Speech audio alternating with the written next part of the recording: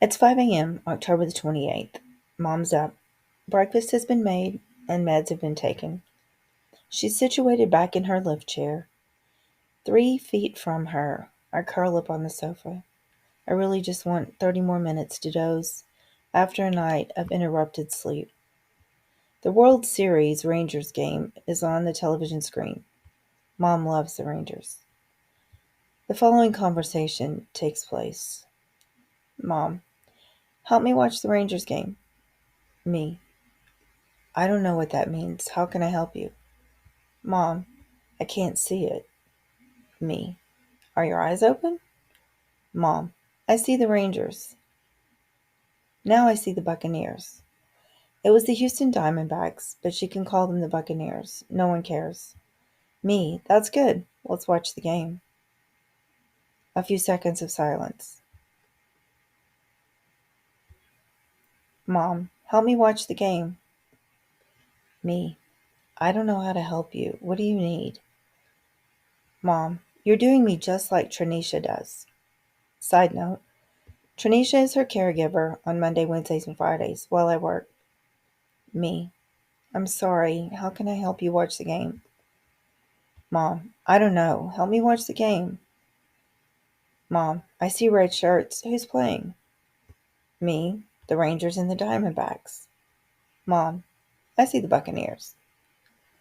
A few seconds of silence. Mom, help me watch the game. Me, I still don't know what that means, Mom. Mom, I don't either, but help me watch the game. This conversation, regardless of attempts at distractions, etc., is on repeat, repeat, repeat. From 5 a.m. to 8:13 a.m. when she finally dozes for 15 minutes. This is dementia.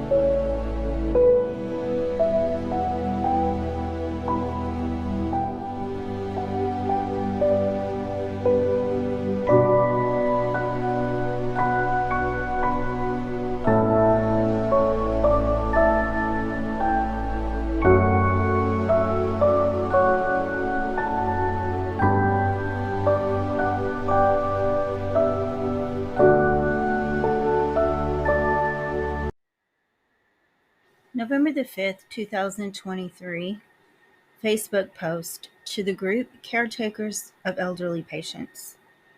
Quote, my mother asked me to help her get up from her lift chair, wheelchair, kitchen chair 100 times today. She cannot stand long. She can barely walk, even with assistance. She immediately wants to sit back down, and she looks terrified while it's all transpiring. Yet, every 5 minutes, all day long, it has been the same request. Help me get up.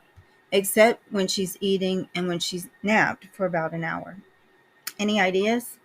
I know it's restlessness. It often happens in the evening, but this has literally been all, side note, all caps, all day.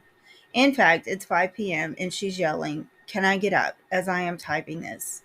All caps, help, exclamation point, exclamation point, exclamation point. 19 comments from members of the group.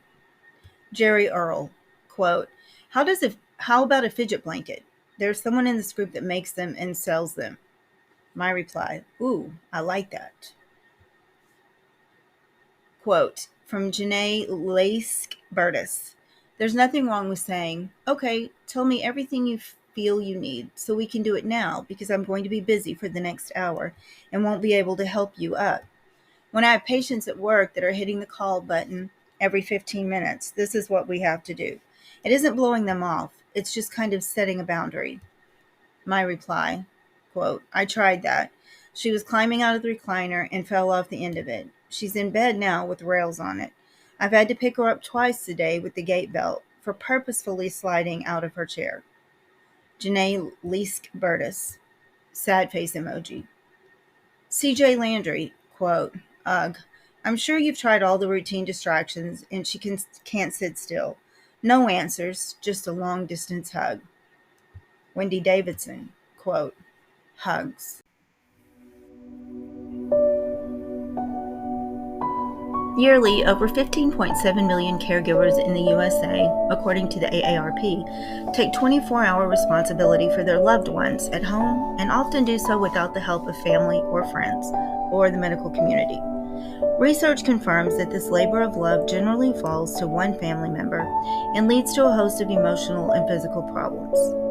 Donna Shemp of the Family Caregiver Alliance penned the article, The Emotional Side of Caregiving, and warns that, quote, not paying attention to your feelings can lead to poor sleep, illness, trouble coping, stress eating, substance abuse, and more. Much has been written and discussed about the solutions for caregivers. Take time for yourself, consider a facility, reach out for help.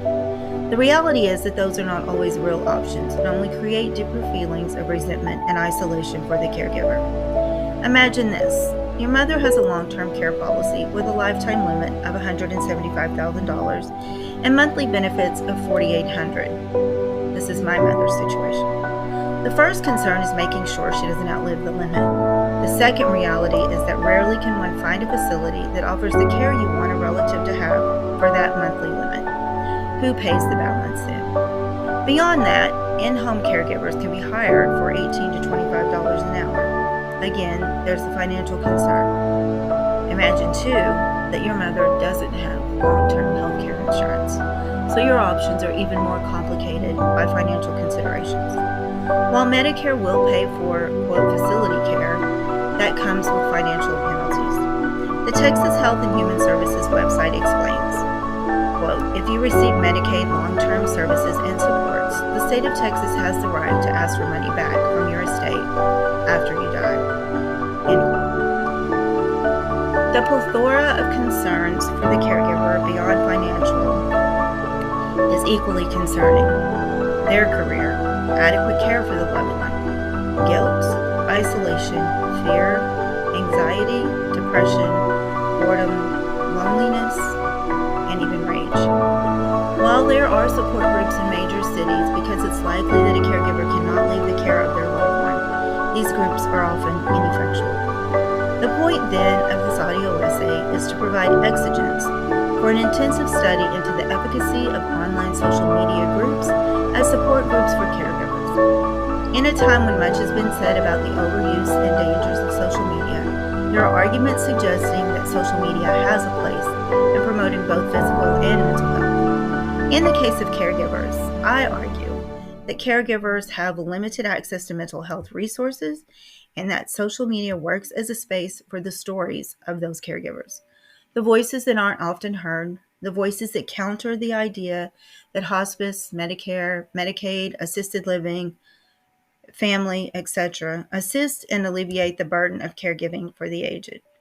These anecdotal counter stories will eventually be juxtaposed with research, both qualitative and quantitative. I will argue that while the origin of counter story is in race, this theory can be applied to ageism because there is also social, political, and cultural resistance to the aged in this country.